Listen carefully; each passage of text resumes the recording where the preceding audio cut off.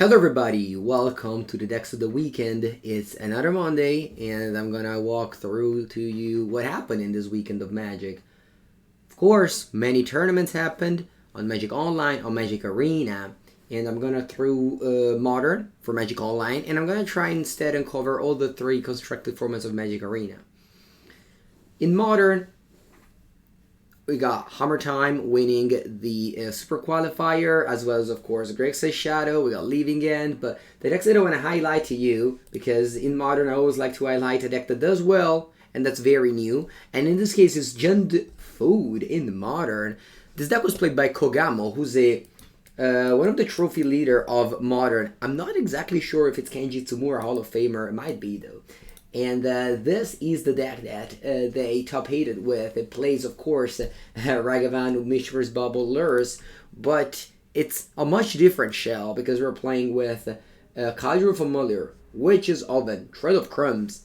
There's Urza Saga too, which makes the oven even better because now you can get it with Saga. It's playing Gilded Goose and Revenue Squirrel. This is a sweet card. It's been popping up in Historic, but in Modern hasn't really found a home yet. It must be the first time that I see this card actually doing well in a Modern deck. We have got Trail of Crumbs to go together with the Conjure Familiar Oven combo. And then there's also 3 copies of Boseiju, 1 in the main, 2 in the side. Boseiju Who Endures, this kind of free split card Forest Assassin's Trophy. It's definitely popping up a lot in Modern, and here we are. We got the usual suspect for Thoughtseize as well for Push in the main, and yeah, Splashing Red for Ragavan, Red and 6, and some more Urza Saga and Artifact Hate. So this is my deck of the week for Modern. Let's now go on to Magic Arena, where very many events happened over the weekend. If you watch MTG Melee, there's a qualifier for every format. We got standard qualifier in the Pizza Box and the Crookeds Open. There was one by Jeskai Combo. A good friend of mine, Upumpa Tianfamun, came second place in the Pizza Box with Is It Dragons. But the deck I'm featuring today is a Goldspin combo, Jeskai combo. This is the same player that kind of quote-unquote invented the Jeskai Dragons last summer, even before that.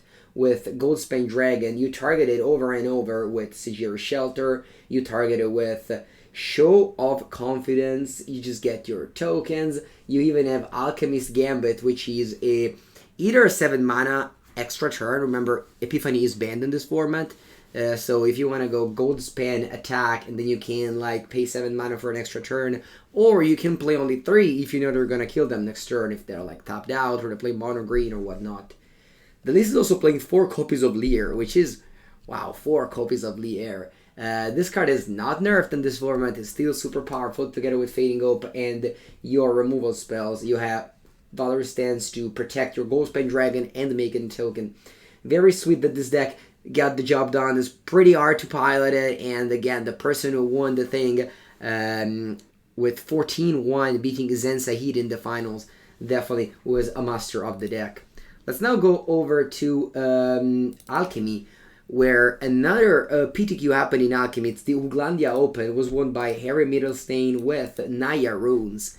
And this is not really an Alchemy deck. There is, in fact, no Alchemy card outside of Forsaken Crossroads. So this is definitely a standard deck. This deck, I saw this deck in the hands of Reduke. He wrote about it for CFB. It's playing a Rune for a Champion, which is a 3-1-2-3 that picks up a Rune, and their cost 1 mana. You have Rune of Sustenance, which gives it Lifelink. You have Runes of Speed, which gives it Haste, and you have Runes of Might, which gives it Trample. +1/+1, no bonuses, and +1/+0. And you just go off there. They cost even less because of Jukai Naturalist. They pump the Kami of Transcience and Generous Visitor, and you have Commune with Spirits to pick up some of the enchantments such as Cadre Complete, Showdown of the Skulls, and Hallowed Haunting. So yeah, this is a very sweet new deck in both Alchemy, and again, it's basically standard legal if you replace the Forsaken Crossroads with different lands, and it's pretty cool to see this deck doing well. Lots of new cards here. And finally, let's go over Historic. In Historic, I decided to highlight Blue-White Control, played by another Italian streamer, Ignotus, Tobia Nappi. And he got the job done. Sorry, he didn't get the job done. He came eighth. He came in the top 8. The top 8 was basically only Arclight Phoenix and Golgari Food, some of the classic one. Historic really didn't change much, despite all the nerf that happened over to Alchemy. They didn't really seem to impact the Historic format as much as they did, of course, in Alchemy. There's some new cards in here. The first one is March of the Otherworldly Light, a very important new card in the control shell for Historic. This card is not that good in Modern because of Prismatic Ending, of course, but I do think it's quite outstanding in Historic, since it's now an instant speed way to remove, well, almost anything. You're gonna mostly focus on creature, but getting to kill artifact land, there's one of them, is the Treasure Vault, or Enchantment against the Aura decks, can certainly be an upside, and with Teferi you can untap it and play it in your opponent turn. Speaking of that, there's another card that you can untap and play the opponent turn, and I think this is a big deal for the Historic Control deck. You keep mana up to play your Archmage Charm, your March, or whatever it is, and instead, if they don't do anything, you just put this Planeswalker on the turn, get the Samurai down. The Wandering Emperor looked unassuming to me, but it is strong. It really feels like a Restoration Angel that can, like, kill a creature. Or, like, just imagine that, this is just a 4-mana removal spell, to imagine that you have a Teferi, and your opponent, attacks it to kill it.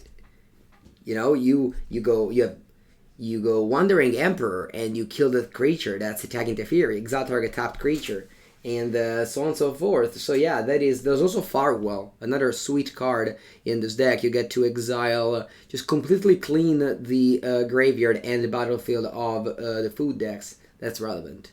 That's very, very relevant. So yeah, those are my decks of the weekend. Yeah, also the lands, of course, since we play 2 colors only, we can't afford to play Otawara, and Engajo.